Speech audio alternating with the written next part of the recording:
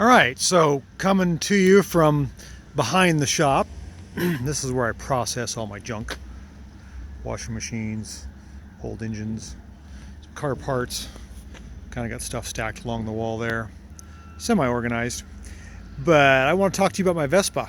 This is my Vespa 400. It is a 1959. It's titled as a 64, so I'm assuming it sat around on a dealer's lot for almost 5 years before it was sold. I've had this car for about 10 years, I think. Yeah, 10 years. It is Volkswagen powered. It no longer has the two-stroke engine, and the body has multiple modifications. In other words, the wheel arches, if you look, are not Vespa-ish.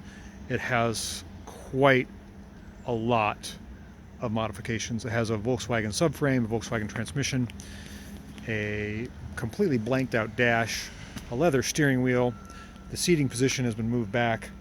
It's an excellent wheelie car, and I really like it. Did you hear what I did there? I said I really like it. So I've been playing around with this car.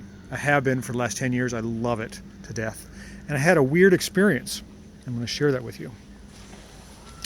So, as I said, it's Volkswagen powered. Let me put the top up a little bit here so we can look at the engine. This is the original color of the car, orange. And as I understand it, they only came in two colors, like a light blue and an orange, I think, and they painted the orange ones on the dock as they were received. There's some weird urban legend about that. That's the original undercoating, that's the original lid. And I've kept it that way. People were like, why do you have an orange lid? And so I painted the wheels orange to match the orange lid. And someday I would like to return the car to orange. But what I want to talk about is a weird experience. This is the second time this has happened. As a mechanic, I keep track of weird things. The coil melted. So I was driving this car last week when it was sunny, loving it, came to work, and it started sputtering bad. And I figured it was either the valves got tight and or the carburetor plugged up. Turned out it was the carburetor. I basically took out the idle. There's two idle screws there. One's for volume of air, the big one here, and the little one right underneath there is the mixture screw. And I blew air through there, and it started running fine. Drove it home, drove back to work, and did the same thing. When I pulled in, I was like, what the heck's going on? So I took the carburetor apart. Basically just took the lid off, cleaned it out, and got a piece of crud out of the idle circuit, which was my problem. And it was running again. Great. So I parked it right back here.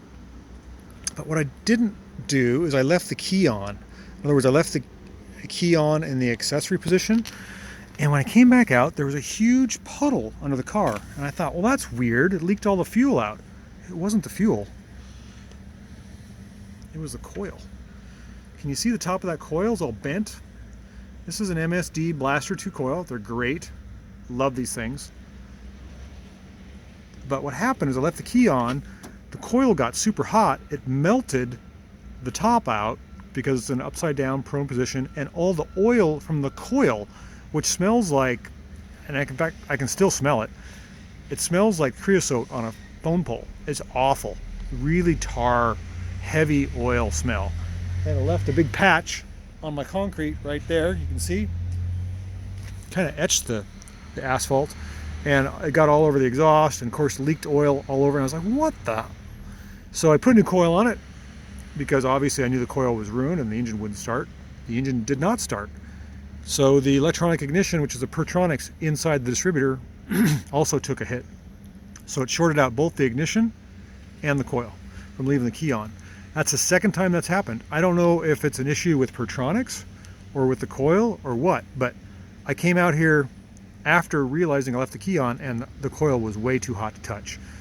So, and of course you can see, or maybe you can't see, look at the lid of that thing. See how it's opened up on that side? All the oil came out of the coil. Kind of a weird deal. So be careful, all you guys with Pertronics on your classic cars, not to leave your key on for an extended period of time. And I forgot that I did it, and partly because this car has no instrumentation at all. I didn't realize I had left my key on.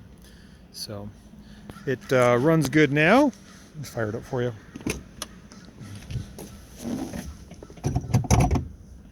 After putting a new electronic ignition in it, turn the key on here, see that? Oh, let me give it some choke. There we go.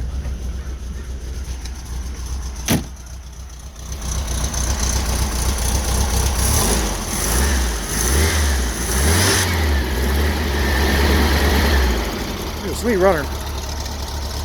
But that was just a really weird deal. And I wanted to pass on that information in case anybody else has a weird problem like that.